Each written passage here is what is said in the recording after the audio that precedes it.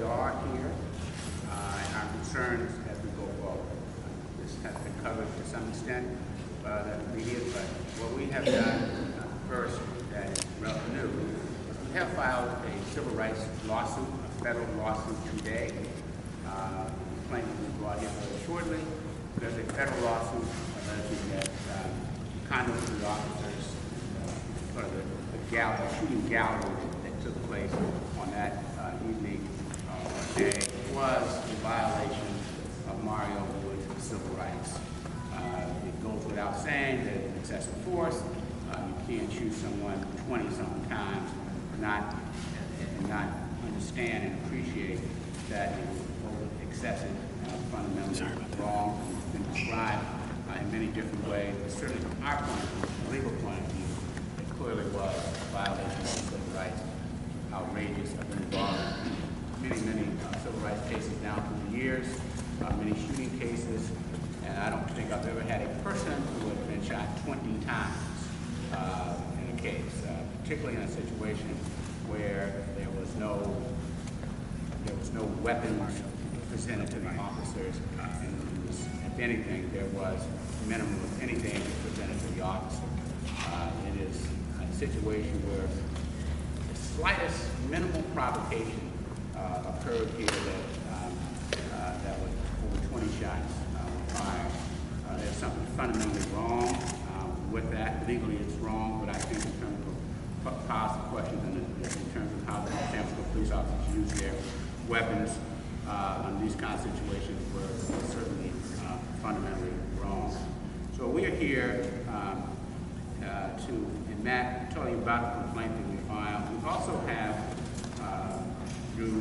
gathered through another confidential source, another video that was taken on that particular day, that was taken at the time as it then unfolded, and gives another perspective.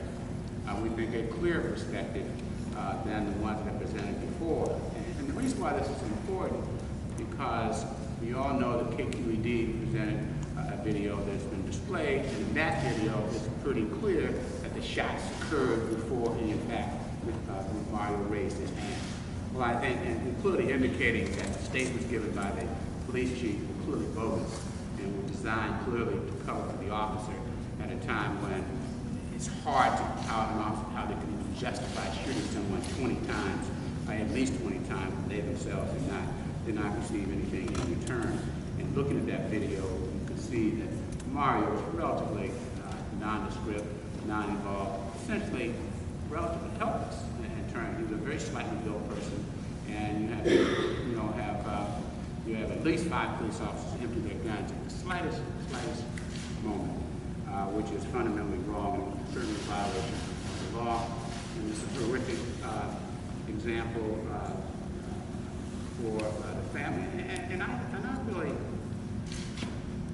quite sort of personally, I just think it's an affront and an insult to the African American community that much firepower was being utilized against a relatively small person at a time when that person was not committing any crimes. Whether or not it was a suspect or not, that doesn't give you a basis to unload and use that kind of ammunition as if you were in a shooting gallery when it was woefully unjustified. If a gun had been displayed, if a gun had been shot, one could understand. But if you look at the videotape, and you see it closing now, you will see that whatever was happening, he did not raise his hands in any kind of threatening manner before the barrage of shots were reached against him.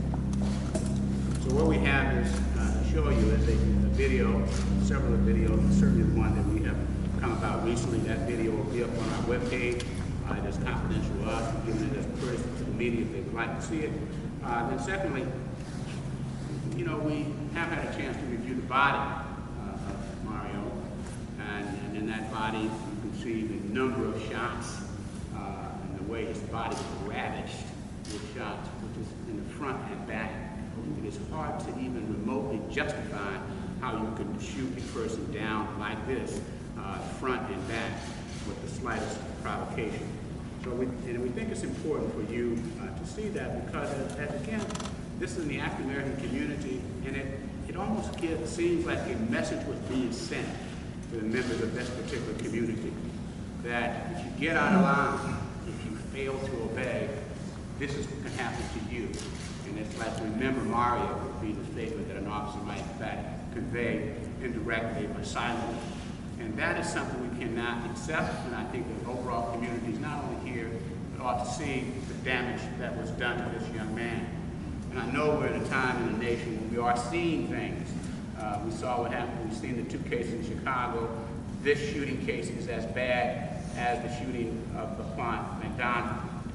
And it certainly is bad, not worse than the shooting of Ron Johnson we saw later. And it certainly is as bad as the shooting we saw of Walter Scott in South Carolina when he was shot running from the police. He was shot a number of times in the back as he ran away. Some of those people have been indicted. Likewise should be here. These officers should be indicted for criminal violations. This was all the indications of a murder, because in a murder you are using force when your life itself is not in jeopardy. And you can't shoot 20 times at somebody and who is slightly built, who is walking kind of helplessly away, and then claim that that is not criminal conduct. Now, the district attorney should do that. If not, the federal should do that. The U.S. Attorney's Office should do that. And if the real policy questions are involved, given the era that we're in now, it's entirely feasible that to me, the policy considerations, the pattern and practice of police misconduct in this area, certainly the kind of activity the federal government, the Department of Justice should take a strong look at, and we'll make a request for that. But going forward, next thing I'd like to do is have DeWitt in my office, DeWitt Lacey, to come forward and show you the videos that we have here, including the third video. Okay?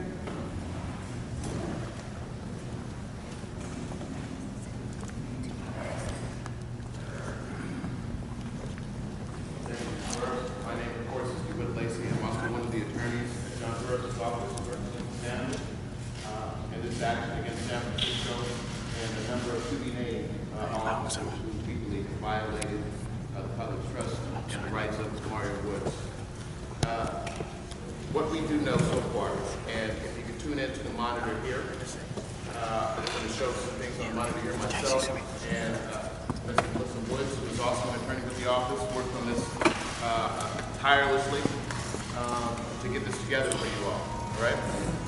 So, what we do know right now is, if we can press play, Ms. Nolan. This is the video that KQED had released, okay? And it has been used to contradict some of the statements by the San Francisco Police Department, and in particular, the Chief of Police, and his representation that Mario Woods presented a direct threat to the officer's safety or to the safety of the public.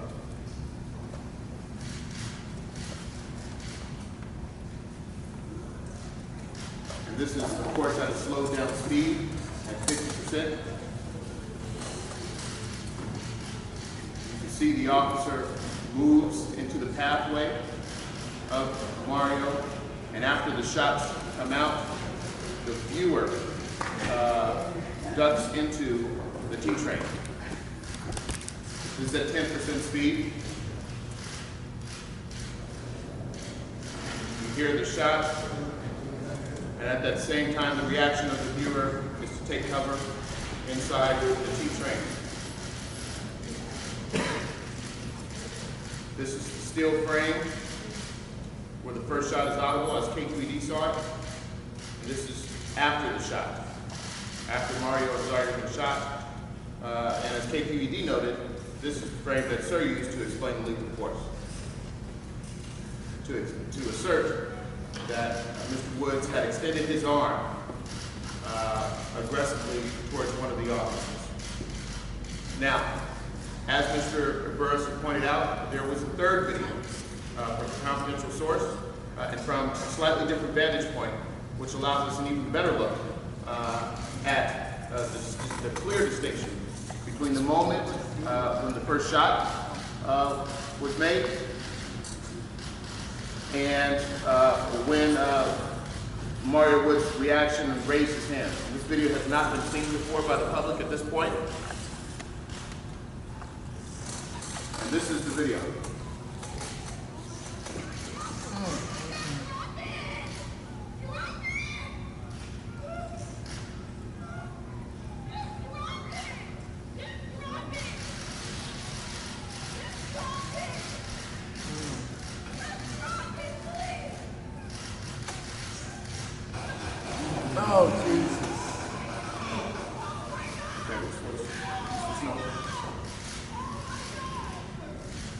Okay. Now, with the advent, of course, of modern technology, we've had the ability to couple this video with the audio and sound wave, or additional printout of the audio sound wave. And as you can see, it's demonstrated below the pictures here. We caught stills of this video, and I believe this is 28 photos per second. Am I right, Ms. Snow? So at the very bottom, you can see the gray lines. I'm going to walk over here.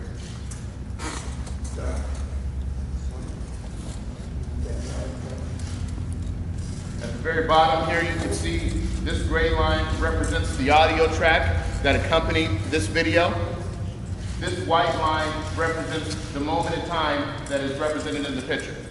And as I move along, you'll be able to see the line also moves and the photos begin to move. Now, clearly, the first shot happens here. And if you look at Mario Woods' hands, they are to his side. They are not in a raised manner. We don't even know if there's anything visible in his hands at this moment. If there's been any demonstration that he had an actual knife in his hand. As you go forward, you can clearly see, if you could zoom in here, the white line has gone into the gray. And you can see the camera begin to blur because the viewer has begun to move and take cover inside the Muni train. And this is the frame that Greg Sir represented to the community, to the public, as justification for the killing of Mario Woods. Now, it's the same frame as this, but clearly you can see that this happens well after the first shot, and that indeed Mario Woods' hand being raised is in reaction to being shot and him actually falling to the ground.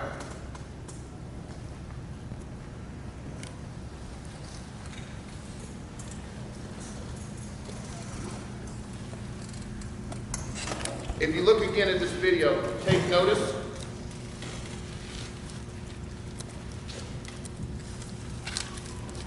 of the sound and the audio and Mario Woods' body.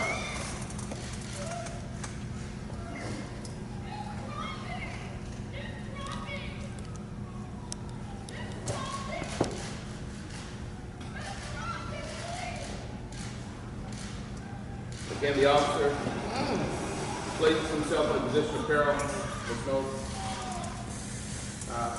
and the shots rang out after that. Well before Mr. Woods had made any gesture in movement with his arms forward or extending them outward.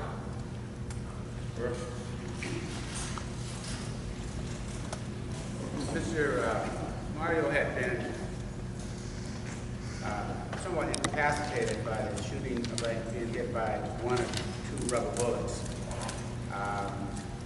And he was walking kind of wobbly, not really almost incoherent, but disoriented, which are all the reasons why what you didn't have, that you should have had, is a proper reassessment by the officers that he may have been affected by the rubber bullets.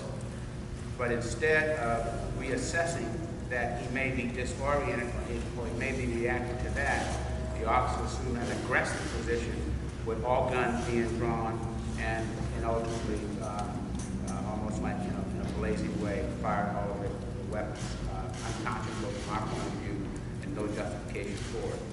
What we have never did, we did have an opportunity because we wanted to really see the scope of the method, death, injuries to Woods, so that we personally went to the coroner's office or the mortuary and examined the body, and not as a pathologist, but to take photographs, which is a typical practice that we have, to get a better sense of the injury and exit wounds that he suffered. The office.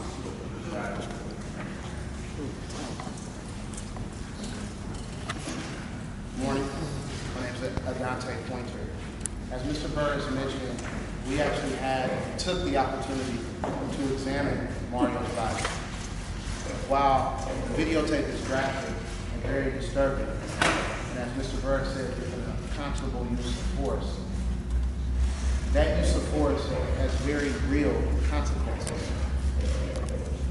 What we have for you today are physical proof, positive and evidence of what that hail of bullets meant to that young man. Not just a name. This was Miss Wood's son. And the carnage that those bullets caused, and if you look at these three photos, to his hand, you see what these bullets caused. You look here at his head.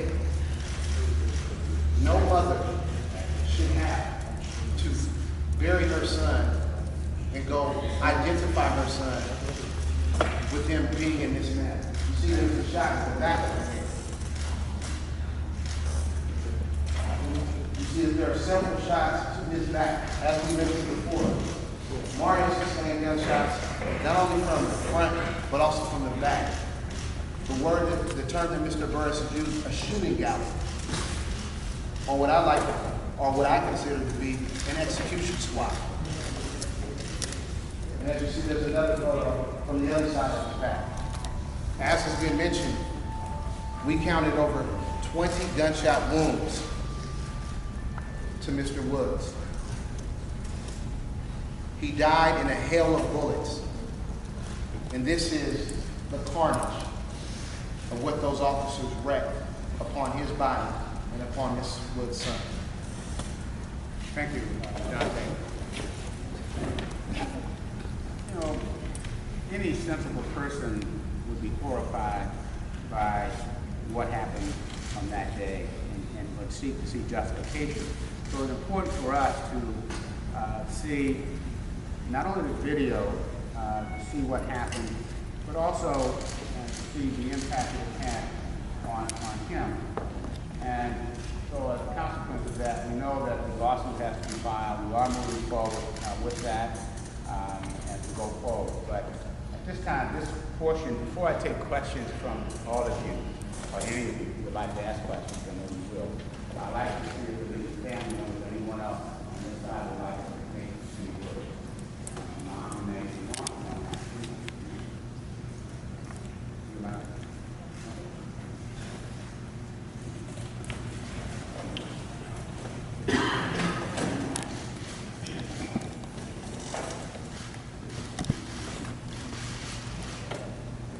I just have to say this for my child. He was the best of me. And he redeemed himself. He did, and he redeemed himself.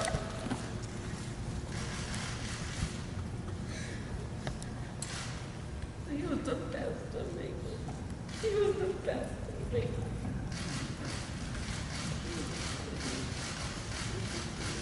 You know, the thing that's troubling here is that there was no warning.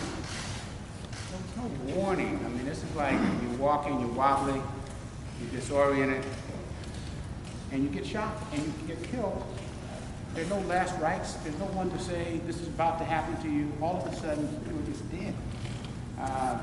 That is horrific, and I'm sure it's horrific for anybody, certainly for the mother, and I'm sure for the brothers. You see the two brothers, they look just like their mom, and you look at him, he looked like his mom. So that's a part of him that is strong.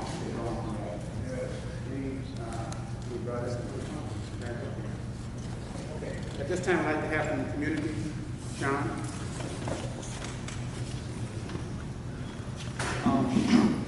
My name is Sean Richard, and I just want to just say, this is like really heartbreaking to see this happen, and actually to see the pictures for the first time is really hurting. And as I just want to just give you an overall scenario of how this all played out, because at the time of the death, the mother found out on Facebook, and she went to Bayview Station and they gave her the runaround. She went to San Francisco General, and they gave her the runaround. And she went to 850 Bryant, and they gave her the runaround. And I received a phone call and said, Sean, you need to get over here ASAP by Mr. Jack Bryson. And when I got over there, the mom was just in shock about what happened. And so I immediately called the chief to find out what was going on, why she couldn't get no answers, what was happening. And so the way that this team was assembled, and I gotta acknowledge them, you know, the folks that's been here, you know, as from day one, and I just gotta point them out, is, you know, Jack Bryson, Chico Wells, Chiro, Maddie Scott, Reverend Brown, Jeff Branner, Lynn Westry, Keisha, Kim, Reverend Chris, Joe, Marvin, Black Lives Matter, 3%, guys. My heart, you know, really is with you guys. CRC, Cat, thank you for showing the compassion and love. Maddie Scott, Carletta, you know, and it's just to me right now, the way things are, you know, with this family, and the fact that, and I just gotta say, a lot of this has really fell on the shoulders of Keisha and Lynn Westry, who's actually planning this funeral for this mother who can't take the time to do it for her own self or her son. But you guys gotta know the community is upset with this. The community is in anger. Because you guys don't understand that, and I don't think you know this, Bayview Police Station is a training facility for a community that is at war within themselves. It's a training facility. So why would you put new officers over here that doesn't know anything about this community? Had we had veterans in that area of the time of Mario's shooting, I don't think Mario would be dead. I really don't. So you guys need to know how this family is going through the madness. Her closest confidant, Joe, who's been supporting her from the moment this took place. How this family is destroyed, the cousins, the